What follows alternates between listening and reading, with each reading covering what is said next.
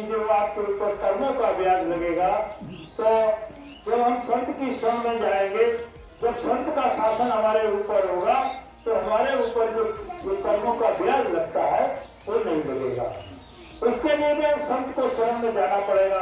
अब उसके लिए चीजें और बताई गुरु महाराज कि जो गाड़ी स्टेशन पर खड़ी है आप उसी से जा सकते हो। जो नाम का वक्त का जहाज लगा हुआ है उसी से आगे वक्त गुरु की तलाश करो। वक्त गुरु की जब तक तलाश नहीं करोगे तो बताया महाराज जी हमारे बताया करते हैं सत्संग में कि वो धीरे धीरे करके शरीयत में बदल जाता है, तो उसका कार्यकाल पूरा हो जाता है। जैसे हमारे गुरु महाराज ने इशारा किया है कि मैं अपना काम पूरा करके जाऊंगा, भले हमको 400 बरस तक रहना पड़े, भले हमको अपने बाल काले करने पड़ा, तो काले करने मतलब एक शरीर में पावर आएगी। और 400 बरस का उन्होंने ये दिया है। करीब गुरु महाराज ने 30 करोड़ से ऊपर लोगों को नामदान दिया। संत का दिया हुआ नामदान कभी खत्म नहीं होता है। गुरु महाराज ने एक कहानी सुनाई थी सावन सिंह जी महाराज के बाबा जमल सिंह जी। सावन सिंह जी महाराज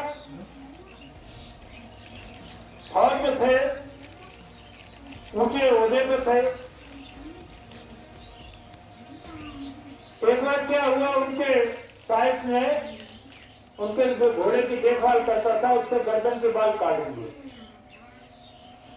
और सावन सिंह महाराज घोड़े की सवारी करने के लिए निकले, तो घोड़े पे सवारी की तो घोड़ा थोड़ा उठ पटान चला, तो उन्होंने के गर्दन के बाल पकड़ने चाहे, गर्दन के बाल थे ही नहीं, तो घोड़े से नीचे गिर गए। गिर गए, उनके खूने की हड्डी बैठ गई। फौज के डॉक्टरों ने कहा उनका टट्टी पेशाब का रास्ता बंद हो गया, तो 8 दिन के अंदर इनको अगर टट्टी पेशाब का रास्ता नहीं खुलता तो इन्हें कोई बचाने वाला नहीं है। तो उन्होंने कहा तुम्हारे घर पर तार भेज दें, तो उस समय टेलीफोन की व्यवस्था नहीं थी, तार वगैरह की व्यवस्था थी। तो उन्होंने कही साहब घर पर आए, हमारे गुरु है बाबा जयमल सिंह डेरा व्यास में, उनके पास आप भेज दो तार।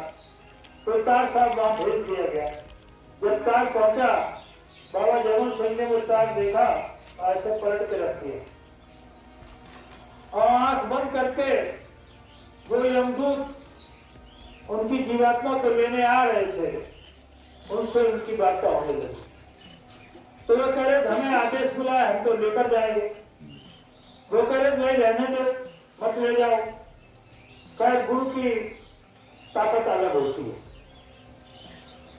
कर्ता करे न कर सके, गुरु करे तो गुरु की ताकत अलग होती है। तो उन्होंने कहा कि भाई देखो मान जाओ, और नहीं मानते तो ले जाओ। नामदान तो मैंने उसको दे ही दिया है, मतलब नामदान कभी खत्म नहीं होता है। आगे आप जन्म में पहुंचेंगे तो उसको जगाने के लिए कोई संत महात्मा वक्त का आपको मिलेगा, क्योंकि ये गुरु महाराज की दया कृपा होती है। गुरु महाराज ने कहा कि आप अपना काम करेंगे और आपका काम नहीं हो पाया तो आपको ऐसे परिवार में जन्म दिलवा दिया जाएगा जहाँ से आगे का सत्संग मिलना शुरू हो जाए। आगे का सत्संग, तब आगे का सत्संग तो जो आगे आएगा वही तो देगा। तो वक्त गुरु की तलाश करनी पड़ती है। और जो नामदानी है पूर्व का, तो उसके लिए रामायण में चौपाई दी है। भगवान राम तो तीनों लोगों के स्वामी थे और उनको भी गुरु करना पड़ा, और उसके लिए गोस्वामी जी ने रामायण में चौपाई लिखी, गुरु ग्राह पढ़न गए रघुराई, अल्पकाल विद्या सब पाई। उनको पहले से ज्ञान था, केवल जगाने का काम था, केवल इशारा करने का काम था। वो गुरु ने, गुरु वशिष्ठ ने और यहाँ से कसर रही विश्वामित्र जी ने वो उनकी पूरी कर दी। ऐसे ही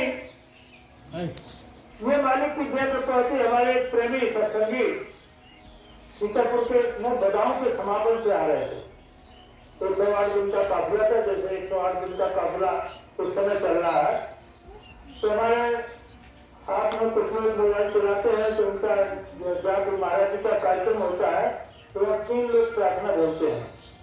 एक मृत्युंजय झा जी, एक हमारे जो आश्रम के प्रबंधक और उत्तर प्रदेश के अध्यक्ष हैं माननीय श्री संतराम जी चौधरी और कुंवर विजय सिंह, ये 3 लोग प्रार्थना बोलते हैं। तो कुंवर विजय सिंह उस हमारी गाड़ी पे जिस पे हम आ रहे थे वो आ रहे थे उस पर, तो बोले लड़का जो था बिंदी का, वो गाड़ी चला रहा था, बोले चलो भैया तुम्हारे बड़े बूढ़े में सन हमारी जवानी खींची चले। कुंवर विजय सिंह हमसे उम्र उनकी ज्यादा है, तो कह रहे थे उस लड़के से कि बड़े बूढ़े में सन हमारी जवानी खींची चले। बड़े बूढ़े मतलब ये गुरु महाराज के वो जीव है जिनको पहले नामदान मिल चुका है, आज युवा संगत में आए हैं, और उस पिछाड़े से पीछे के हिसाब से जब देखेंगे तो वे बड़े बूढ़े हैं, अब बन गए। तो इसलिए आप लोग कहते तो ये संत महात्मा जो नामदान देते हैं वो कभी खत्म नहीं होता, केवल उसको जगाने के लिए वक्त का गुरु चाहिए। और वक्त का गुरु अगर आपको नहीं मिलता है, गुरु महाराज बताया करते थे सत्संग मंच पे कि देखिए 7 से 10 पहले यहाँ प्रकट संत में सबसे पहले कबीर साहब आए थे, और कबीर साहब के जमाने के जीव अभी यहाँ पड़े हुए हैं। पड़े हुए इसलिए कि वक्त गुरु को उन्होंने नहीं पकड़ पाया, और जो वक्त गुरु को पकड़ लेता है उसका काम हो जाता है। तो है तो जो कबीर है जो कुछ और नहीं है, बस इतना फर्क है कि ये पावर ज्यादा लेकर आए, ये पावर ज्यादा लेकर आए, इतनी पावर लेकर ज्यादा आए कि कबीर साहब ने तो कहा था, शाकाहारी का प्रचार उन्होंने भी किया था और बताया था कि तिलवर मच्छी खाए के कोट गमुदे दान और काशी करवर न मिले तौन नरक निदान। ऐसे जीवों को भी जिन्होंने अगर जीवन में अपने जरा भी अंडा मछली मांस शराब का सेवन कर लिया है तो वो बिना नरक से बचने वाले नहीं है। उनको भी बचाने के लिए हमारे गुरु महाराज को पावर लेकर आए। ऐसे ऐसे लोग जिन्होंने अपने जीवन में सैकड़ों दारू पी डाली, करोड़ों मछलियां खा डाली, और गुरु महाराज के शरण में पहुंच गए, संकल्प बना लिया कि हम आज से अंडा मछली मांस शराब का सेवन नहीं करेंगे, और गुरु महाराज ने उनको भी अपना लिया। ऐसे ऐसे लोग जिनके हाथों में सिवाय तो बंदूक तमंचा के अलावा कुछ आते नहीं, तो दुनिया में ऐसे ही उल्टे सीधे कहीं मर्डर, डकैती, कत्ल, लूटना, लूटपाट करना, ये सब ऐसे लोगों को गुरु महाराज ने, भगवान बुद्ध ने तो एक अंगुली माल को संभाला था, और तो न जाने कितने अंगुली मालों को गुरु महाराज ने ये उनके हाथ से डंडा, बंदूक, तमंचा ये सब छुड़वा के और उनके हाथ में माला पकड़ा दी। इसीलिए माला पकड़ा दी कि गुरु महाराज ने कहा, देखिए वैसे भी गुरु महाराज कहा करते हैं कि जब भी साधन भजन में बैठा करो तो संकल्प बना के बैठा करो कि हमको 5 मिनट बैठना है। संकल्प बना लो कि हम 5 मिनट बैठेंगे, तो ध्यान लगा के मन बुद्धि चित्त को एक साथ जोड़ के 10 मिनट बैठेंगे, 15 मिनट बैठेंगे, तो उसका संकल्प बना लो।